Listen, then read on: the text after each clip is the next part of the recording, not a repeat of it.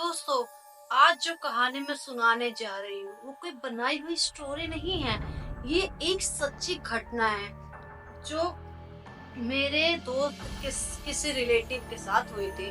सुनने से पहले अपने दिल थाम लो और रातों के लिए देख रहे हो तो दरवाजा चेक कर लो, क्योंकि ये कहानी इतनी डरावनी है कि आप बिना सब्सक्राइब, लाइक और शेयर किए बिना आगे नहीं बढ़ सकते। चले शुरू करते हैं। ये कहानी है एक छोटे से गांव की, जहां लोग रात के 12 बजे के बाद घर से निकलना पसंद नहीं करते। वजह है एक पुरानी हवेली जो गांव के बाहर जंगल के किनारे खड़ी है। कहते हैं उस हवेली में एक साया रहता है, एक ऐसा साया जो रात को जागता है और जो भी उसके पास जाता है वो कभी वापस नहीं आता। मेरा दोस्त रोहन अपने 3 दोस्तों के साथ गाँव आया था, अपने नाना के घर। वो मॉडर्न लड़का था, इन बातों पे बिल्कुल भरोसा नहीं करता था। एक रात दोस्तों के साथ दारू पीने के बाद उन्होंने एक डेयर किया, हवेली के अंदर जाके एक सेल्फी लेना। सोचिए, रोहन हंसने लगा, बोला, अरे ये सब बकवास है यार, भूत भूत कुछ नहीं होता, चल सेल्फी लेकर दिखाता हूँ। पहला फ्रेंड बोला, रोहन तू पागल है क्या? गांव वाले कहते हैं उस हवेली में कुछ भी हो सकता है। रोहन बोला, चल तू डरपोक है, मैं जा रहा हूँ। रोहन हवेली के अंदर गया। अंदर के माहौल अंदर का माहौल ऐसा था कि दिल धड़कने लग जाए।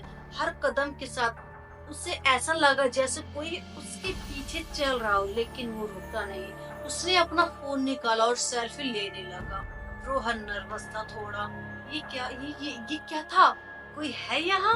रोहन ने पीछे देखा पर कोई नहीं था, लेकिन उसके फोन की गैलरी में वो तस्वीर अभी थी। उसने जूम किए और उसके हाथ कांपने लगे। तस्वीर में एक औरत थी, लंबी काली साड़ी में, बाल खुले और आंखें बिल्कुल सफेद। रोहन वापस भागा, लेकिन उसे लगा जैसे कोई उसके पीछा कर रहा हो। हवेली के बाहर उसके दोस्त नहीं थे, वो सब गायब हो चुके थे। रोहन ने अपने घर तक भागना शुरू किया, लेकिन रास्ते में उसे हर जगह वही साया दिखा, कभी पेड़ के पीछे, कभी खिड़की में। बोलने लगा, रोहन कौन है तू? मुझे अकेला छोड़ दे।